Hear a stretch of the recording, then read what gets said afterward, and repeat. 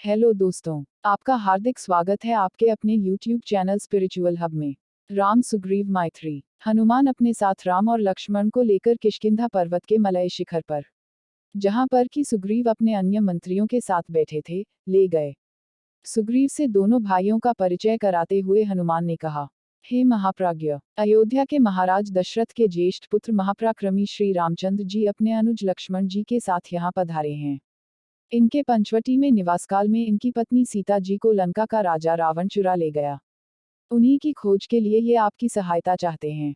ये आपसे मित्रता करने की इच्छा रखते हैं। आपको इनकी मित्रता स्वीकार कर इनका यथोचित सत्कार करना चाहिए क्योंकि ये बड़े गुणवान, पराक्रमी और धर्मात्मा हैं। ये दोनों हमारे लिए परम पूजनीय हैं। राम और लक्ष्मण का परिचय पाकर प्रसन्नचित सुग्रीव बोले, हे प्रभो, आप धर्मज्ञ, परम तपस्वी और सब पर दया करने वाले हैं। आप नर होकर भी मुझ वानर से मित्रता कर रहे हैं, यह मेरा परम सौभाग्य है। आपकी मित्रता से मुझे ही उत्तम लाभ होगा। मेरा हाथ आपकी मैत्री के लिए फैला हुआ है। आप इसे अपने हाथ में लेकर परस्पर मैत्री का अटूट संबंध बना दें। सुग्रीव के वचन सुनकर राम ने अत्यंत प्रसन्न होकर सुग्रीव के हाथ को अपने हाथ में लिया, फिर प्रेमपूर्वक सुग्रीव को छाती से लगा लिया। हनुमान ने भिक्षु रूप त्याग कर अग्नि प्रज्वलित की। राम और सुग्रीव ने अग्नि की प्रदक्षिणा कर मैत्री की शपथ ली और दोनों एक दूसरे के मित्र बन गए।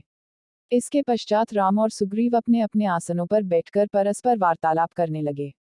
सुग्रीव ने कहा, हे राम, मेरे ज्येष्ठ भ्राता वाली ने मुझे घर से निकालकर मेरी पत्नी का अपहरण कर लिया है और मेरा राज्य भी मुझसे छीन लिया है।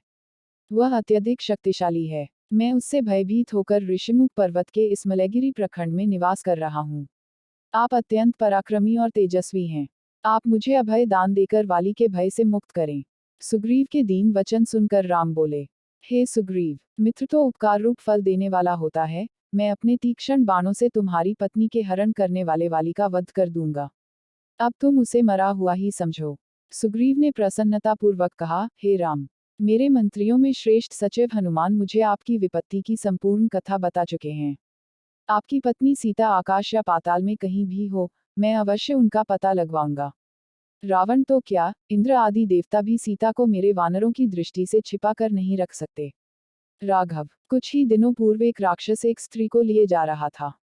उस समय हम इसी पर्वत पर बैठे थे।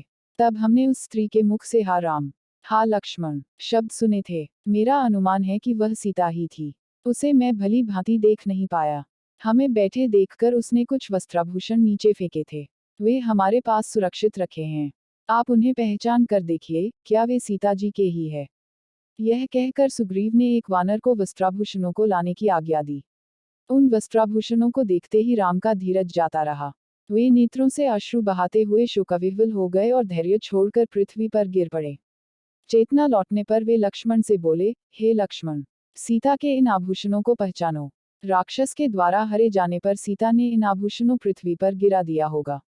लक्ष्मण ने कहा, भैया, इन आभूषणों में से न तो मैं हाथों के कंकणों को पहचानता हूँ, न गले के हार को और न ही मस्तक के किसी अन्य आभूषणों को पहचानता हूँ। क्योंकि मैंने आज तक सीता जी के हाथों और मुख की ओर कभी दृष्टि नहीं डाली। हाँ, उनके चरणों की नित्य वंदना करता रहा हूँ, इसलिए इन नूपुरों को अवश्य पहचानता हूँ। ये वास्तव में उन्हीं के हैं। अगर आपको हमारी वीडियो पसंद आई हो तो वीडियो को लाइक और शेयर करें और चैनल को सब्सक्राइब करना ना भूलें। धन्यवाद।